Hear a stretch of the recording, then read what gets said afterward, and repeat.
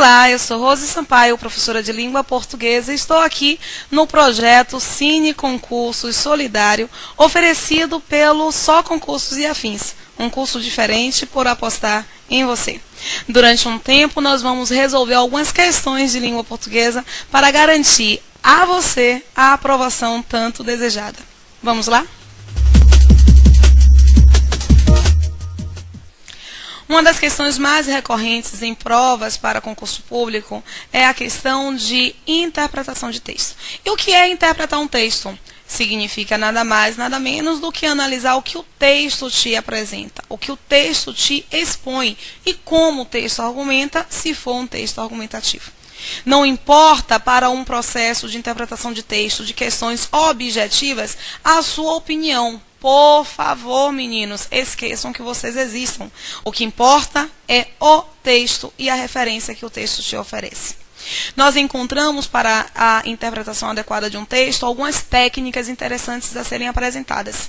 Uma dessas técnicas é justamente a de analisar elemento temático. Rose, o que é elemento temático? Elemento temático nada mais é do que você perceber que existe uma palavra ou um grupo de palavras que vai se repetindo na produção textual, para garantir uma boa exposição ou para garantir uma boa argumentação. Nós vamos analisar um pouco dessa técnica. Vejamos uma prova oferecida em 2011 pela banca SES Gran Rio. Vejamos o texto. O ser humano destrói o que mais diz amar. As grandes perdas acontecem por pequenas decisões. Se leio a frase, o ser humano destrói o que mais diz amar, pensando na loucura que a humanidade vive hoje, não me sinto assim tão mal. Mas, se ao repetir mentalmente a frase, me lembro da discussão que tive ontem com minha mulher, porque não aceitei que não sei lidar com críticas, ou da forma bruta com que tratei um dos meus filhos, porque não consegui negociar e apelei para o meu pátrio poder, ou da forma como repreendo as pessoas que trabalham comigo, quando não atingimos as metas da empresa. Sinto que essa afirmação tem mais verdade do que eu gostaria de admitir. Vejamos, esse nosso texto, ele apresenta uma identificação de tipologia textual argumentativa.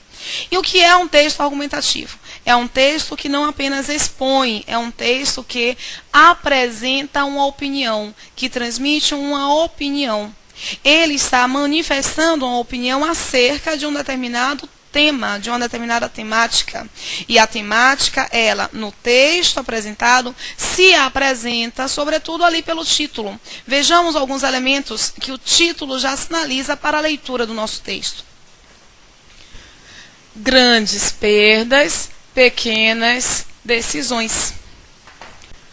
Ao longo da abordagem, ao longo da apresentação, o autor nos indica 3 situações em que ele, de fato, passa a concordar com a frase inicial de que, realmente, as grandes perdas recaem sobre as pequenas decisões, são decorrentes das pequenas decisões. Primeiro, ele nos expõe uma frase, uma assertiva. Se leio a frase, o ser humano destrói o que mais diz amar, pensando na loucura que a humanidade vive hoje, não me sinto assim tão mal. Ele, inicialmente, está se contrapondo à frase ouvida. Mas, na sequência, notem que ele nos expõe um mais, que é justamente um conectivo, que indica uma ideia de oposição. Esse mais já nos apresentará, nos indicará que o autor não está tão interessado não é bem o termo, mas não está tão confiante no que ele acabou de expor. Ele vai apresentar uma oposição a esta apresentação. Indica para esta oposição, para consolidar a oposição, 3 situações em que ele realmente confirma a frase que inicialmente ele não estava tão em acordo assim. As 3 situações são ligadas justo ao termo lembrar. Ele lembra de 3 situações. Ele lembra da discussão com a esposa, ele lembra da forma bruta com que tratou os filhos, ele lembra da forma como repreende as pessoas que trabalham com ele. Ele lembra de 3 situações que consolidam de fato que o ser humano destrói o que mais diz amar. Vejamos algumas questões, algumas indicações sobre interpretação de texto, sobre a interpretação deste texto. Vejamos a questão relacionada. Em relação ao texto, é incorreto o que se afirma em. O texto é construído a partir de uma situação hipotética. Lembram que lá no início ele introduz a ideia textual justamente com o se. Se eu ouço, ele apresenta para o leitor, por conseguinte, uma relação, uma situação hipotética. Inicia o texto dessa forma. Esta afirmação, portanto, está correta. E não esqueçam, ele está nos requisitando a incorreta. O segundo período, em relação ao primeiro, semanticamente estabelece uma relação de oposição. Algumas estruturas, alguns termos precisam ser bem analisados. Alguns termos que constituem enunciado. O termo semanticamente, por exemplo, é um termo recorrente que vocês precisam saber o que significa. Semanticamente vem do termo semântica. E o que é semântica? Anotem aí, semântica não é nada mais, nada menos do que sentido, significado. É um termo muito recorrente, não somente na SES Gran Rio, mas no CESP,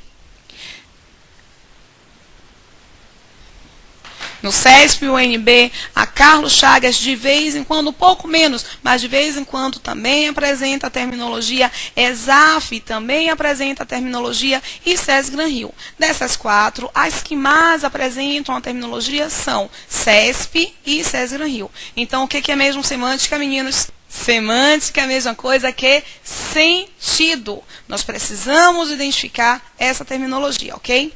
Vejamos aqui, ele indica que o segundo período, em relação ao primeiro, estabelece uma relação de oposição. Notem, nós vimos que, de fato, no segundo período, nós encontramos a estrutura mais. E nós identificamos lá na leitura, logo lá na leitura, que este mais introduz uma ideia de oposição. Perfeito. Alguns, no entanto, não conseguem fazer uma questão desse tipo porque não sabem o que é período. Rose, o que é período, por favor? Vamos analisar o que é período no texto, ok? Vamos juntos. Notem, eu inicio com a letra maiúscula, eu termino com o ponto e tenho sentido completo. Período é justamente isso. Iniciar com letra maiúscula, terminar com ponto e ter sentido completo. Os períodos, eles se relacionam. Então, você pode ter uma dependência semântica, mas não uma dependência estrutural. A independência estrutural, ela tem que ser apresentada para que eu encontre, de fato, um período. Notem, o meu primeiro período, o meu segundo período. E o segundo período, ele é longo. Este parágrafo apresenta somente 2 períodos, em que o primeiro é mais curtinho e o segundo é longo. Esses 2 períodos, eles são conectados pela estrutura mais. Como eu indiquei antes, o mais me dá uma ideia de oposição. Indica-se aí que ele está se opondo ao que acabou de apresentar. Ok? Isso que é período, por favor, não esqueçam. Voltemos à questão. Vejamos a letra C. No segundo período, os 2 últimos fatos apresentados estão gramaticalmente relacionados a me lembro. Notem, nós vimos realmente lá na análise, na interpretação inicial, que ele nos expõe 3 fatos. O primeiro relacionado à esposa, o segundo relacionado aos filhos e o terceiro relacionado às pessoas com as quais ele trabalha. Os 3 estão ligados ao me lembro. Ele selecionou aqui apenas os 2 últimos fatos. Ele não indica que existem 3, ele indica que existem 2, mas os 2 também não estão relacionados ao lembro. Então, nós temos aí uma estrutura também correta. No segundo período, os 2 últimos fatos apresentados estão gramaticalmente relacionados a me lembro, ok? Vejamos a letra C. Estamos chegando perto do nosso gabarito. Nós temos aí na letra D, semanticamente, o primeiro período ressalta a irrelevância do problema apresentado. Vamos verificar. Ele indica que semanticamente realça a irrelevância. O segundo período realça irrelevância ou relevância. O segundo período é justamente para fortalecer a análise que ele fará acerca desta primeira exposição. Então, não é que a primeira exposição seja irrelevante, ela é relevante e ela é intensificada pelo segundo. O segundo apenas, para estabelecer a relevância, indica uma relação de oposição.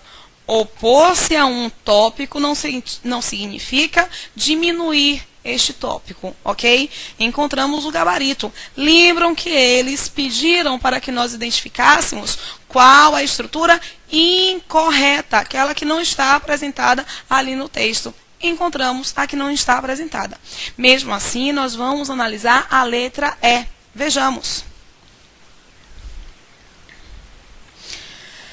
A oração, por que não conseguir negociar, estabelece com a anterior uma relação de causa e consequência na linha argumentativa do texto. Para esta questão, nós temos que retornar um pouquinho ao texto, para identificarmos se realmente existe uma relação de causa e de consequência.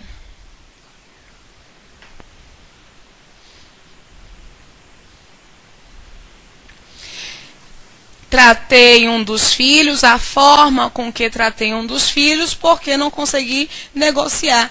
Eu não consegui negociar e isso me levou a tratar os filhos de forma bruta. Eu tenho, portanto, uma relação de causa e consequência. Viram? Nós temos aí uma clara indicação de que interpretar texto é se fundamentar no texto. É analisar justamente as ferramentas que o texto tem para análise. Nós temos aqui, nessa questão, para essa questão, gabarito D, nós temos que ficar atento a esses referenciais semânticos, tá? Beleza, até a próxima. Após o novo acordo ortográfico, as questões de acentuação passaram a ser mais cobradas para os candidatos a algum cargo público. Às vezes são questões simples, mas só por se tratarem de questões de acentuação e o candidato vincular isso ao novo acordo ortográfico, já dá um certo desespero. Tá? O novo acordo ortográfico não alterou muito de nossa base linguística. Temos ali uma variação de 0,4%, 0,5% no máximo de alteração, o que não aconteceu também em Portugal. Portugal alterou cerca de 7%. Então, eles têm uma alteração um pouco mais consistente do que a nossa. Essa questão que nós vamos analisar é uma questão simples, é uma questão só para te orientar um pouco acerca de determinadas regras de acentuação gráfica, ok? Vejamos o enunciado. A frase em que ocorre erro quanto à acentuação gráfica é... Vejamos. Eles têm confiança no colega da equipe. Na construção, eles têm confiança no colega de equipe... A frase e a palavra acentuada é justamente a palavra ter. O termo ter nos leva justamente a uma regra de acentuação de acento diferencial. O que é um acento diferencial? É um acento que não vai marcar a tonicidade, não vai marcar a sílaba tônica, vai marcar determinada situação em que os termos precisam ser diferenciados. Os acentos diferenciais, até antes do novo acordo ortográfico, aconteciam com uma recorrência maior. Por exemplo, nós tínhamos o pelo sem acento e o pelo com acento. Pelo sem acento é justamente o por mais o. Pelo com acento é justamente pelo do corpo, tá? Então, eu tenho um substantivo. Hoje eu não tenho mais, nós não temos mais esse acento diferencial. Outros acentos diferenciais, no entanto, foram conservados. Quais são os acentos diferenciais conservados? Aqueles que identificam uma variação, uma mudança de pessoa, uma mudança de tempo e a mudança de uma determinada classe gramatical. No que diz respeito ao acento diferencial do verbo por, em detrimento da preposição por. Esses aí ainda mantêm o acento diferencial. Ou o acento diferencial da terceira pessoa do singular e da terceira pessoa do plural. Vejam, eu tenho singular, tenho plural. O tem sem acento, singular. O tem com acento, plural. Nós encontramos também essa mesma referência aos acentos diferenciais com o verbo vir. Ele vem, singular, e ele vem, plural. Eles vêm, plural. Temos, além dessas ocorrências, os acentos diferenciais de tempo. Encontramos aqui ele pode e ele pôde. Ele pôde passado, ele pode presente. São esses aí os acentos diferenciais. Algumas palavras como forma e forma dependem do contexto. Se o contexto não impossibilitar a compreensão, não apresentamos o acento diferencial. Se o contexto gerar ambiguidade, apresentaremos o acento diferencial, ok? Na questão A, deixa eu dar uma apagadinha aqui. Na questão A, nós encontramos, eles têm confiança no colega. Eles têm, está adequadíssimo, identificamos o verbo ter, ele deve concordar com o termo eles, e ele estará aí apresentado com acento, indicando justamente esta variação. Encontramos a letra B, visitou as ruínas do Coliseu.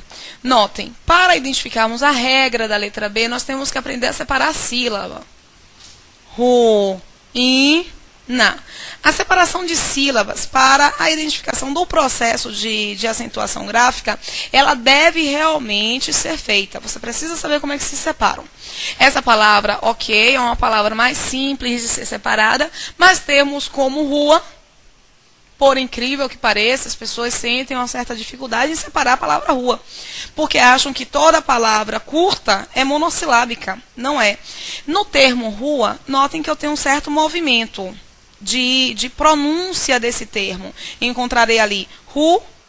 Eu tenho uma separação. Rua é um termo separado. É diferente de céu. Céu não é um termo que eu possa separar. Notem, eu tenho a indicação. Céu, somente uma vez, somente uma referência. Em ruína, eu percebo que há a separação. Ruína. Eu tenho essa separação, o que me possibilita também perceber que esta é a sílaba tônica. Notem. Para saber qual é a regra, nós temos que ver que este U é uma vogal, este I é uma vogal e eles estão em sílabas diferentes. Eu encontrarei, por conseguinte, o que chamaremos de hiato. Rose, por que eu preciso saber se é um hiato? Uma questão simples. Eu preciso saber que é hiato porque os hiatos I e U, se eles forem tônicos e estiverem sozinhos ou acompanhados por S, terão acento. É o que acontece em ruínas. Em ruína, na verdade, ruínas, não é? Para nós repetirmos o que está na questão. Em ruínas, eu tenho sílaba tônica, o I. Ruínas, sílaba tônica é um outro ponto. Sílaba tônica é a sílaba que mais se prolonga quando eu pronuncio. Logo, vocês vão ter que aprender a pronunciar o termo. Ruínas, pronuncia com carinho, tá? Ruínas. Eu tenho que identificar qual é a sílaba mais prolongada. Em ruínas, o I é a sílaba mais prolongada. Eu tenho uma regra específica para o hiato, referente ao hiato I e ao hiato U. Se eles forem tônicos, ou seja, a sílaba tônica, se eles estiverem sozinhos ou acompanhados por S, batata, vai ter que acentuar. E é por isso, inclusive, que saúde também tem acento. Porque quando eu separo saúde, nós teremos saúde. Quando eu pronuncio saúde, nós identificamos a sílaba tônica. Saúde. nós conseguimos perceber, por conseguinte, que esse U e que esse I, o U de saúde e o I de ruína, sozinho tem acento, é sílaba tônica, ok? Esse aí, portanto, adequadíssimo enquanto quesito, nós não vamos marcar, já que ele está pedindo o erro. A letra C é uma alternativa que nos traz uma questão tanto de acentuação quanto uma questão de reconhecimento de nomenclatura. Encontraremos o termo provém, que é um verbo. Alguns verbos, algumas palavras vão ser grafadas de forma muito parecida. No entanto, vão nos gerar conceitos e escritas diferentes. É o que acontece aí neste caso. Neste caso, ele está querendo que você reconheça o que significa provém. Provém se confunde também com o verbo prover. Mas aquele provém ali é do verbo provir. Cada verbo vai ter o seu paradigma de conjugação. Rosa, o que é um paradigma? Palavra que tem sido muito cobrada hoje em concurso público. Paradigma, anotem aí, meninos e meninas, paradigma é a mesma coisa que modelo. Cada verbo tem o seu modelo de conjugação. No caso de provir e prover, eu encontro aqui um modelo de verbos que nós já conhecemos. Justamente o verbo ver e o verbo vir. O verbo vir, nós vimos naquela questão, naquela alternativa de acento diferencial. O verbo vir, que é o modelo do paradigma do provir. O verbo vir em terceira pessoa do singular é vem. Em terceira pessoa do plural é vem, com acento circunflexo. Já o verbo provir, ele vai ter aqui uma apresentação de terceira pessoa do singular em provém, terceira pessoa do singular, do plural, perdão, em provém, com acento circunflexo. Rose, por qual motivo eu tenho também acento na terceira pessoa do singular? Por uma questão muito simples. Nós encontramos em provir uma palavra que tem mais de uma sílaba. Quando a palavra tem mais de uma sílaba, nós vamos ter que identificar justamente qual é a regra de acentuação. Nós encontraremos em toda palavra que tem mais de uma sílaba uma posição de sílaba tônica que pode ser a última, a penúltima ou a antepenúltima.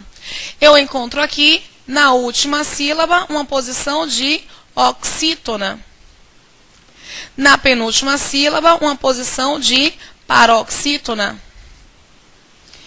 E na antepenúltima, uma posição de proparoxítona.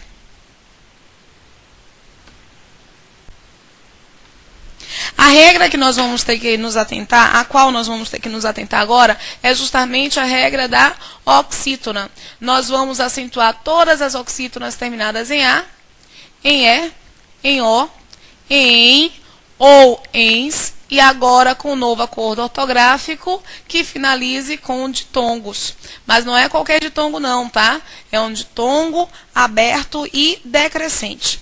Vejamos.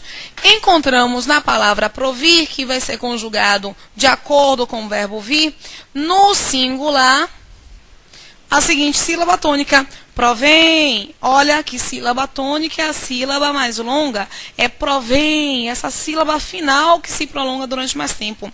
E ela termina com em. Em é uma oxítona terminada em, vai ter acento, por isso que ela vai ser acentuada.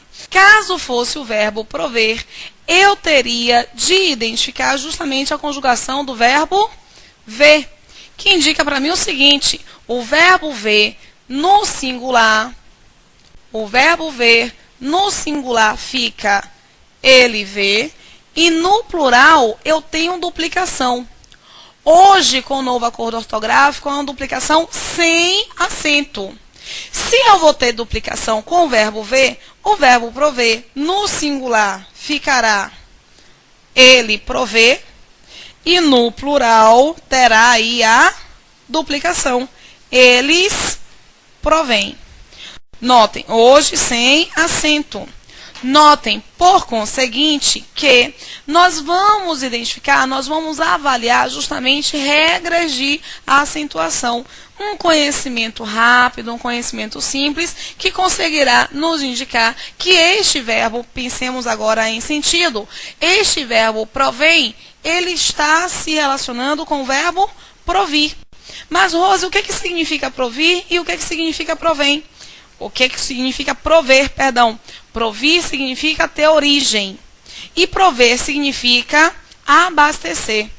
O seu sustento provém da aposentadoria. Tem origem na aposentadoria. Ok, ótima então a acentuação. Se esse verbo vem do verbo vir e é aí finalizado com em, ele vai ter um acento agudo, já que o seu sustento é o meu termo no singular. Vejamos a alternativa D. Descoberta a verdade, ele ficou em maus lençóis. Vejam só, é o termo lençóis que está sendo aqui analisado.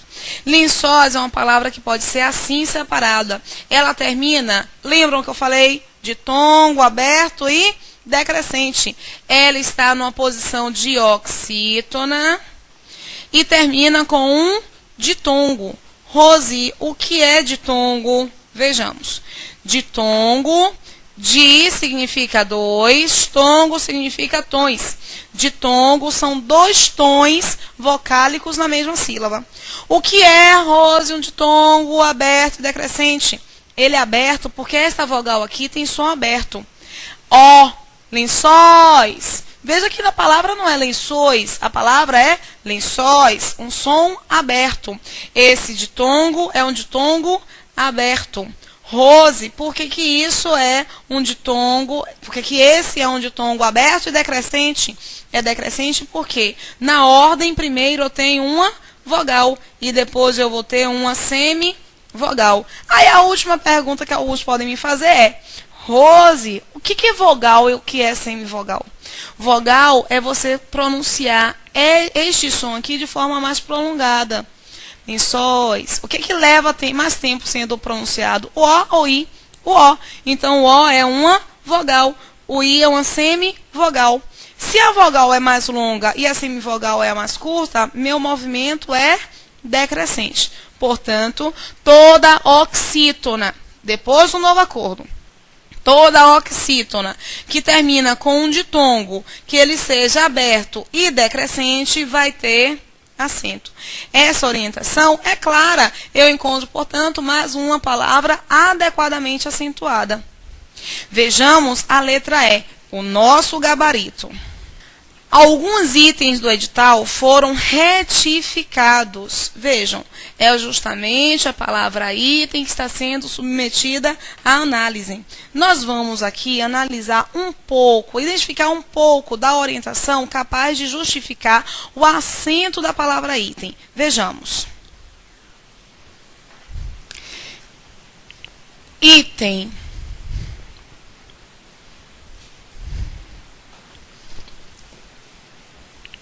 Item é uma palavra que pode ser separada em duas partes. Portanto, é uma palavra de sílaba. A sílaba tônica da palavra item está justamente no I. Olha como ele se prolonga. Esse I aqui é a nossa sílaba tônica e por isso a gente chama de paroxítona. Nós vamos chamá-la de paroxítona. Qual é a regra de paroxítona?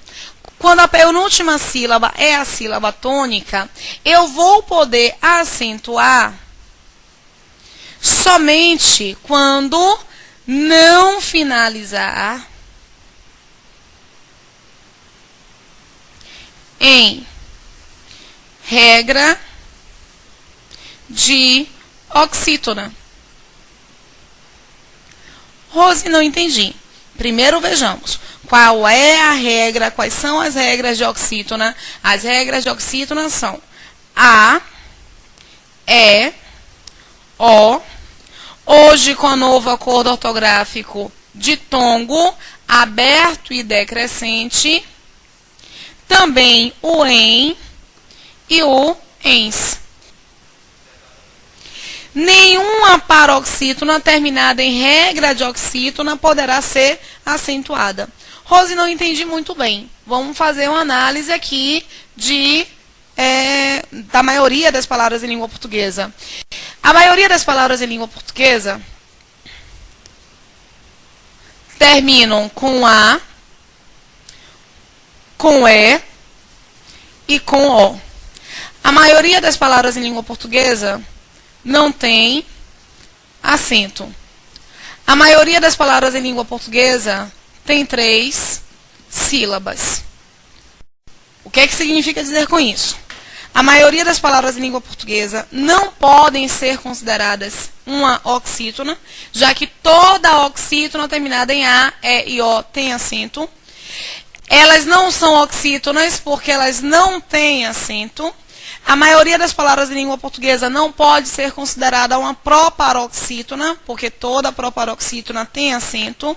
A maioria das palavras em língua portuguesa, portanto, é de paroxítona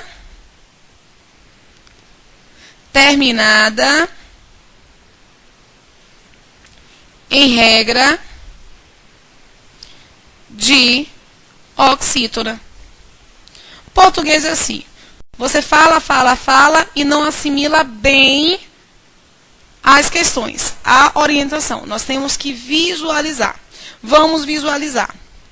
A palavra camisa. Qual é a sílaba tônica da palavra camisa? Camisa.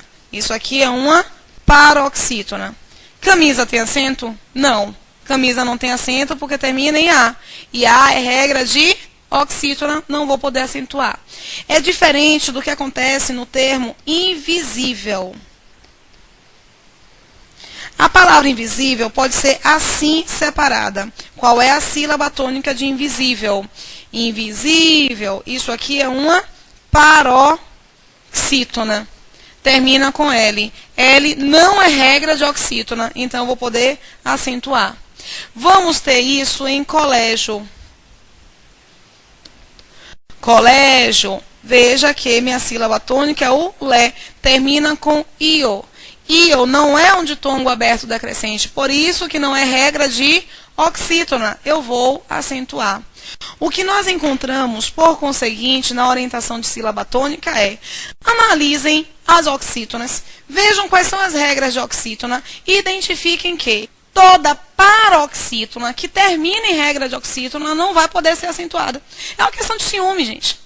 Se eu tenho uma paroxítona que termina em regra de oxítona, eu não vou poder acentuar. Se eu tenho uma oxítona que não termina em A, E, O, em, ens, e agora com o novo acordo ortográfico em ditongo aberto decrescente, eu não tenho como fazer acentuação.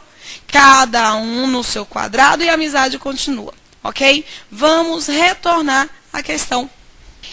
Itens, nós vimos, é uma paroxítona terminada em ens. E ens é regra de oxítona. Vou poder acentuar? Não. É uma questão mesmo de exclusão. Eu espero que com esta orientação vocês consigam identificar bem qual é a dinâmica da resolução de uma questão de acentuação gráfica. Espero que tenha ampliado um pouco e sinalizado para alguns aspectos que às vezes confundem o candidato. Até a próxima! Esta danada da concordância verbal que nos toma os sonos, né? Nos enche o saco. O que é concordância verbal? É você perceber que o verbo está adequadamente apresentado em número, em tempo, em modo e em pessoa. Algumas questões são recorrentes, não somente César Gran Rio, não somente Carlos Chagas, não somente CESP. Algumas questões são recorrentes em todos os concursos públicos. Uma das questões mais recorrentes é justamente a questão de concordância verbal no que diz respeito aos verbos impessoais. O que é um verbo impessoal? A palavra impessoal pode ser assim dividida em, que significa neste caso, sem pessoa, que é justamente referência ao sujeito. Um verbo impessoal, ele é um verbo sem sujeito. E temos ali algumas orientações para a identificação de verbo impessoal. Uma dessas identificações é sobre verbos impessoais que vão se manter em terceira pessoa do singular. Já que não tem sujeito, não há referência de pluralidade. Essa questão é uma questão bem voltada para esse tipo de orientação. Vejamos o enunciado. A concordância verbal está corretamente estabelecida em... Vamos apagar rapidamente. Foi 3 horas de viagem para chegar ao local do evento. Foi 3 horas. Eu encontro o único verbo impessoal que vai possibilitar a flexão no plural. É justamente o verbo ser. Os demais verbos impessoais, como eu indiquei, eles vão se manter em terceira pessoa do singular. O verbo ser, ele vai estabelecer uma variação em relação a esse conceito. Ele vai variar justamente quando estiver relacionado a data, a distância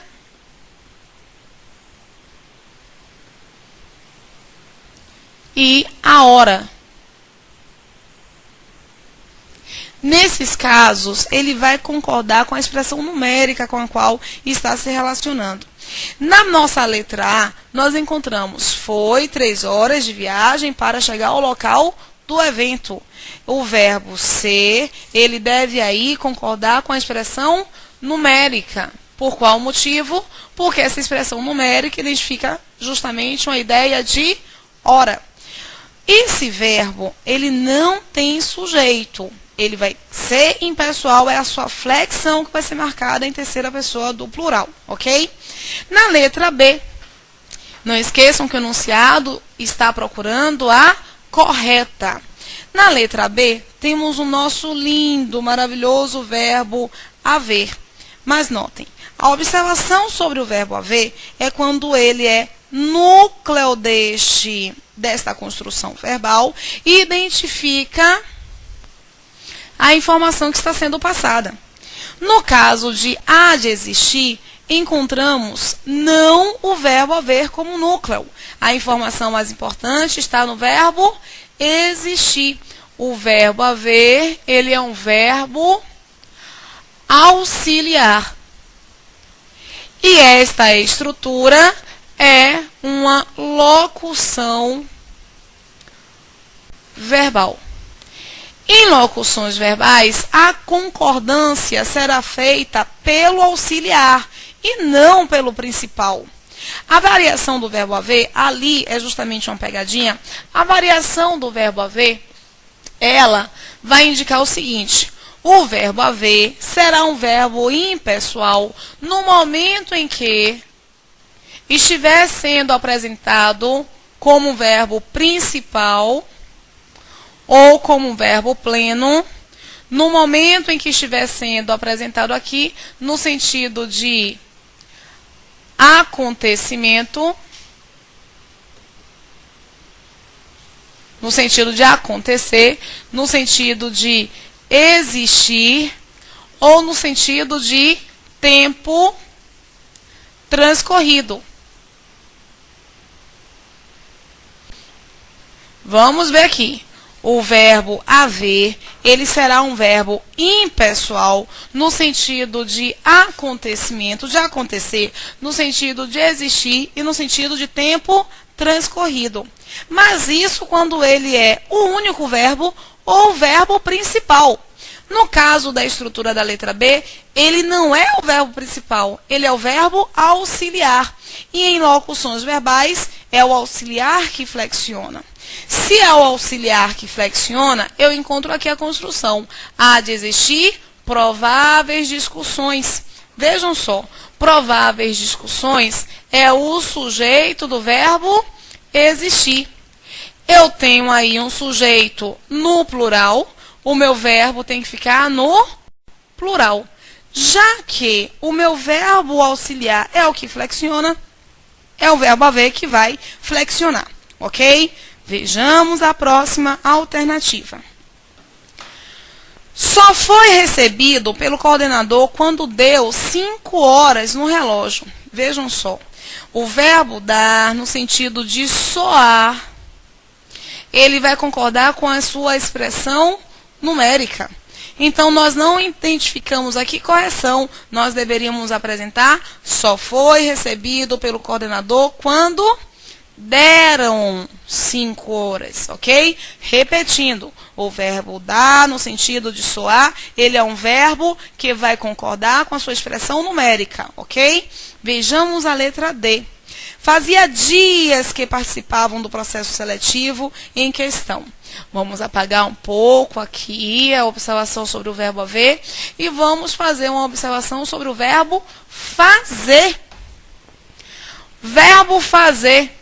O verbo fazer, ele também é impessoal. E será impessoal no sentido de clima. Clima não, perdão, a aluna já me falou que clima só muda a cada 30 anos, no sentido de tempo. Mas não é tempo transcorrido, é tempo quente, frio, ok? No sentido de tempo, tempo relacionado a clima. No sentido de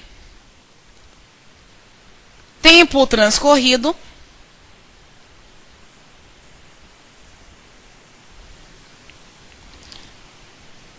nesses sentidos de tempo e de tempo transcorrido, nós temos um verbo impessoal. Ele vai ficar na terceira pessoa do singular. Vejamos aqui. Vou apagar um pouco aqui para não fazer sombra para nós. Fazia dias que participavam do processo seletivo em questão. Fazia dias. Fazer é realmente um verbo impessoal, no sentido em que está sendo marcado aí. É no sentido de tempo transcorrido. Por mais legal que possa parecer falar faziam dias, eu não posso falar faziam dias. Por qual motivo? Esse verbo está sendo apresentado no sentido de tempo transcorrido. E o verbo fazer, no sentido de tempo transcorrido, é um verbo impessoal que ficará marcado sempre em terceira pessoa do singular. Achamos aí o nosso gabarito. Letra D. Mesmo assim, vamos analisar a letra E, o motivo pelo qual o termo, a estrutura, choveu aplausos ao término da palestra do especialista em gestão. Por que essa estrutura está adequada? O verbo chover, ele é um verbo impessoal no sentido de fenômeno natural. No entanto, esse sentido aí é um sentido figurado. Se é um sentido figurado, ele vai poder marcar flexão. E eu vou poder apresentar, por conseguinte, o choveram. Não esqueçam que o pedido é sobre a correta. Já encontramos o nosso gabarito. Essa aqui está incorreta porque o verbo deveria estar no plural. Eu espero que vocês tenham conseguido fazer as observações, ter um esclarecimento acerca de algumas observações sobre verbos impessoais e sobre concordância verbal, ok? Espero realmente que tenha ajudado vocês.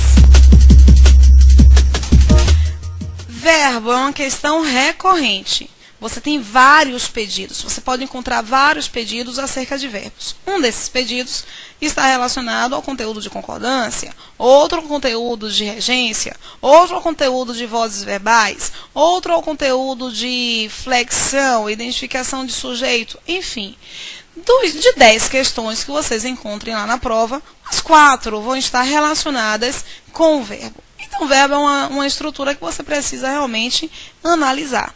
Não é aquela análise de verbo com a qual nós estamos acostumados, a de identificar se o verbo está em primeira, segunda, terceira pessoa. Não é só isso que o concurso cobra sobre verbos. Um conteúdo importante, não somente por se tratar de verbos, mas por estar ligado a outros conteúdos, é o conteúdo de regência verbal. Para analisarmos regência verbal, nós vamos ter que pensar, o que é regência? Regência, gente, é quando eu encontro Regência, vamos colocar, quando eu encontro um elemento que pede e vejo que essa solicitação é feita em relação ao elemento pedido por meio de uma preposição. Regência é você perceber se existe ou não existe esta preposição. Encontraremos, vamos apagar aqui um pouco, encontraremos esta questão como um modelo de identificação de regência verbal. Substituindo o verbo destacado por outro, a frase quanto à regência verbal torna-se incorreta em. Ele quer identificar se vocês conseguem perceber se a mudança do verbo mantém ou altera a regência, o pedido para essa preposição. Vejamos aqui. Letra A. O líder da equipe finalmente viu a apresentação do projeto. O líder da equipe finalmente viu a apresentação do projeto.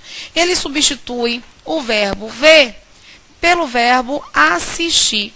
Não esqueçam que ele está pedindo a incorreta. Assistir é um verbo genial para ser analisado. Por qual motivo?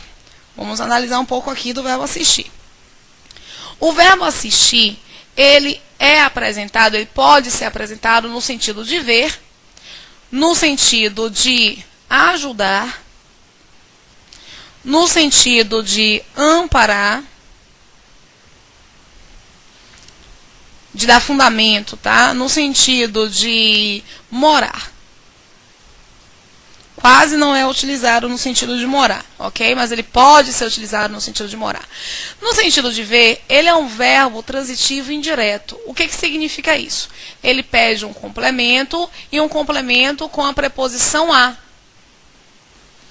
Ele pede a preposição a. Elemento pedido, elemento que pede, elemento que é pedido. E essa relação de pedir um elemento, ela é estabelecida por meio da preposição a. Encontro o verbo assistir no sentido de ajudar, que é um verbo transitivo direto. Ele não tem preposição. O verbo assistir no sentido de amparar. Por exemplo, o Código de Defesa do Consumidor assiste ao consumidor. Eu tenho também aqui um verbo transitivo indireto e ele rege preposição a. Por fim, eu encontrarei o verbo morar, que é um verbo intransitivo. E quando há alguma preposição, como por exemplo, eu assisto em Salvador. Quando há alguma preposição, esta é a preposição em. Retornemos à questão. Na nossa questão, nós pedimos aqui, ele nos solicita que se mude do verbo ver para o verbo assistir. E assistir no sentido de ver é um verbo que pede preposição a. Quem assiste, assiste a algo. Ele está assistindo à apresentação. Notem, existe aqui um acento grave. A mais a, que é justamente o artigo, é igual a um a com acento grave. Eu tenho, portanto, a adequação, eu tenho ajustamento. Vejamos a próxima alternativa. Mesmo não concordando, ele acatou as ordens do seu superior. Mesmo não concordando, ele obedeceu às ordens do seu superior. Notem só, o verbo acatar é um verbo que não pede preposição. Quem acata, acata algo. O verbo obedecer é um verbo que pede preposição. Quem acata, quem obedece, obedece a algo. Ele pede aqui uma preposição. Ele tem o mesmo sentido de acatar, mas não é a mesma regência. Eu tenho uma regência distinta com a preposição a. Eu encontro aqui a preposição a e o termo ordens, que é justamente um termo feminino e plural. Vejam, a do obedecer, mais um as de ordens, eu tenho a mais as com acento grave, ok? Vejamos a próxima estrutura. Vou apagar um pouco para não gerar muita poluição para nós.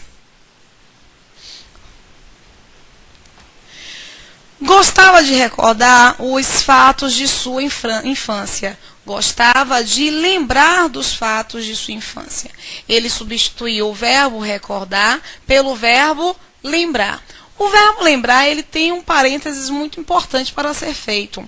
O verbo lembrar, ele somente pede preposição de quando pronominal. Rose, não entendi. Se ele for pronominal, ele vai ter a preposição de. Vamos verificar aqui um exemplo. Encontrarei. Ela se lembra de você. Não vou tratar de semântica. E semântica é a mesma coisa que sentido. Eu não vou tratar do sentido, eu vou tratar da correção nesse momento, tá? Ele lembra você. Notem. Ele se lembra de, porque eu tenho um se. Este verbo aqui, ele é o que nós chamamos de verbo pronominal. Nesse momento, ele é um verbo pronominal. E ele vai pedir a preposição de justamente por ser um verbo pronominal. No caso de ele lembra você, o verbo lembrar, ele não tem pronome. Se ele não tem pronome, quem lembra, lembra algo. Se ele tem pronome, quem se lembra de algo. Olha o que a questão nos oferece na alternativa. Gostava de lembrar dos fatos de sua infância. Quem gosta, gosta de? Não. Quem lembra de? Não. Quem se lembra de. Mas quem lembra algo. Portanto, ele tem aqui, gostava de lembrar os fatos e não gostava de lembrar dos fatos, ok? Encontramos, portanto, nosso gabarito. Mesmo assim, nós vamos analisar as estruturas das alternativas D e E, somente para nós nos aprofundarmos um tiquinho ao conteúdo de regência verbal. Vejamos a estrutura da alternativa D. O candidato desejava uma melhor colocação no ranking. O candidato aspirava uma melhor colocação no ranking. O verbo aspirar é um verbo que vai ter dois sentidos. Pode apresentar dois sentidos. O primeiro sentido é quem aspira, aspira a algo, no sentido de respirar. E o verbo aspirar pode ser no sentido de ambicionar, de almejar, de desejar. Nesse sentido de desejar, o verbo aspirar, ele pede a preposição a. No sentido de respirar, ele não pede preposição. Mas no sentido de desejar, ele pede sim a preposição. Ele tem aqui, portanto, aspirava a uma melhor colocação. Olha a minha preposição e ajustamento em relação a esta regência verbal.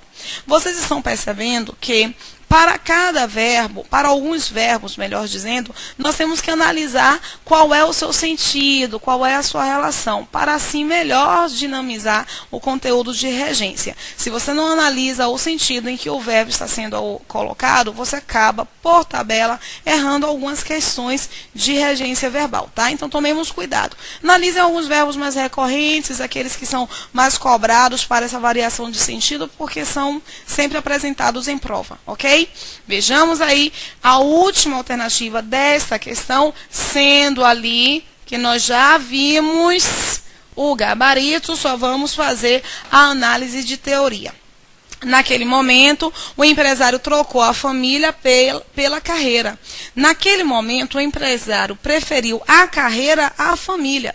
O verbo preferir é um verbo bem recorrente, porque normalmente nós falamos quem prefere uma coisa do que outra. Criança, eu prefiro minha mãe chocolate do que almoço. Criança sempre fala isso, né? Você não prefere uma coisa do que outra, você prefere uma coisa a outra. Olha aqui, ele preferiu a carreira. E ele preferiu a carreira em relação à família. Notem que existe um acento grave, indicando que aqui foi apresentada a preposição a mais outra preposição a. ok? Genial essa questão de regência. Eu gosto muito do conteúdo, principalmente quando você assimila essa dinâmica de identificação de sentido. Mudou o sentido, mudou a regência. Eu espero ter auxiliado, contribuído ali para a nossa aprovação. Não esqueçam, a sua aprovação também é a nossa aprovação, ok? Eu espero que as dicas que foram aqui apresentadas possam fazer com que você alcance aquele desejo, o cargo público, a realização de um sonho. Até a próxima e estaremos juntos sempre.